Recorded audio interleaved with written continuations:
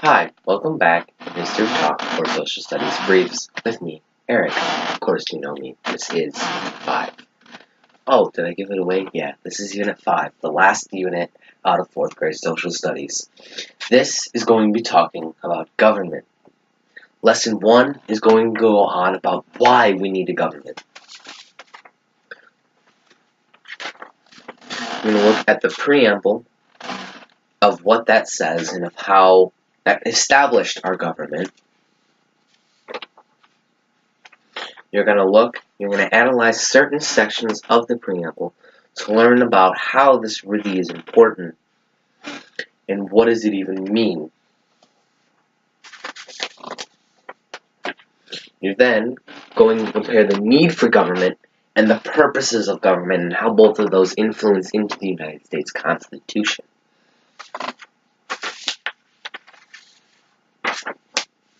Lesson 2 is the kinds of government.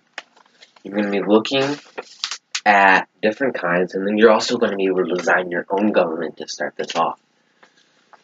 But the comparisons that you're going to be looking at a republic and a constitutional government. You're going to think about how our federal government looks and what a republic would look like. You're going to learn about the functions of laws and what those do to create governments. And then you're going to end up comparing the two. You're going to be comparing a republic and a constitutional government, and then how that turns into what kind of government we have, as well as democratic ideals.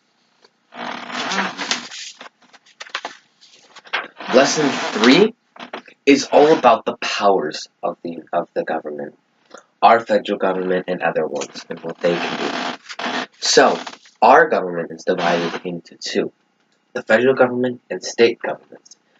Each of them have different powers. You're going to be looking at a graphic organizer that divides both of them into delegated powers, for the federal government, and reserve powers, which is the states. You're going to see what kind of abilities they can do, and then you're going to compare them, and then you're going to look at their shared powers.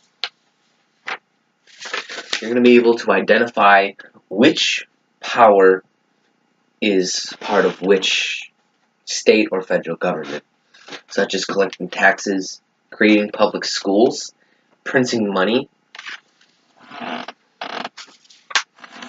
You're also going to learn how these governments affect you at a state, local, and federal level.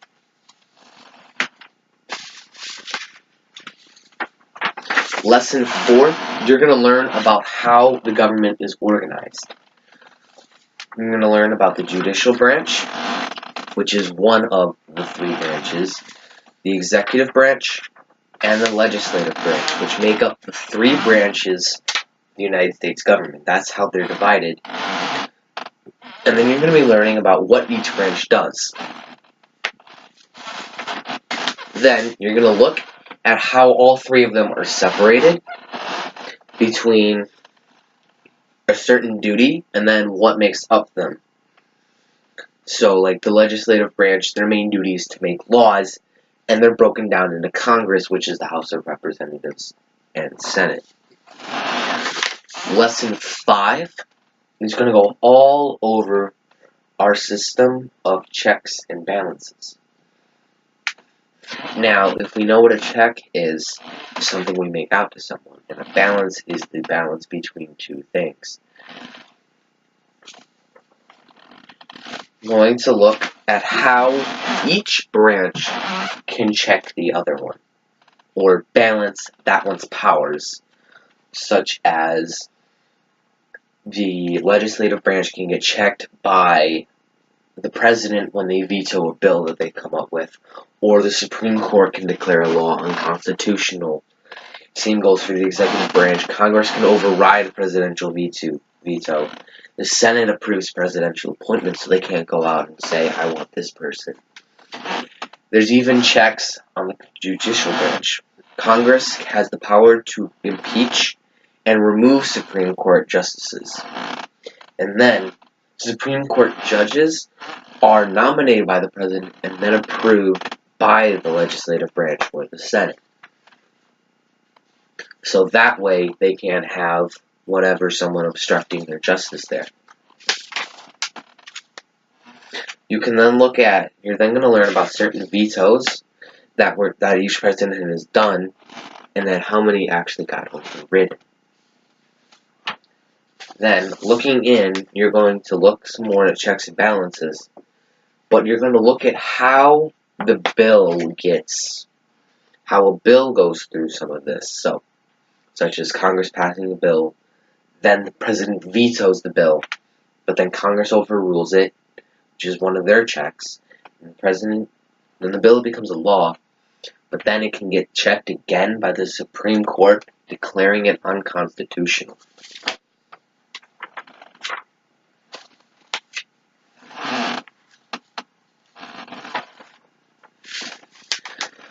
Then you can look a little more in depth into checks and balances by looking at all the checks on the executive branch that the legislative branch can do, and all of the ones they can also do on the judicial branch. Then what the executive branch can enforce upon the legislative and judicial branch, and then the judicial to legislative and executive. Lesson 6 is all about the Bill of Rights.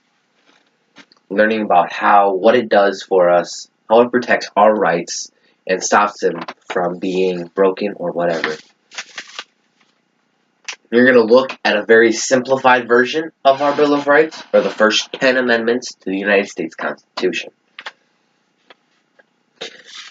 Amendment 1, 2, 3, 4, 5, 6, 7, 8, and 9 are all amendments that protect our rights.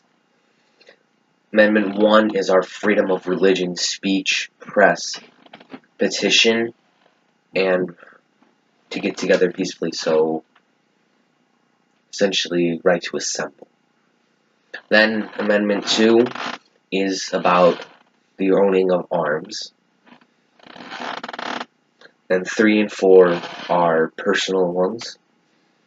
5, 6, 7, 8, and 9 are all stuff that deal with the judicial branch and courts. And then 10, it's forbidden not to give any of their rights.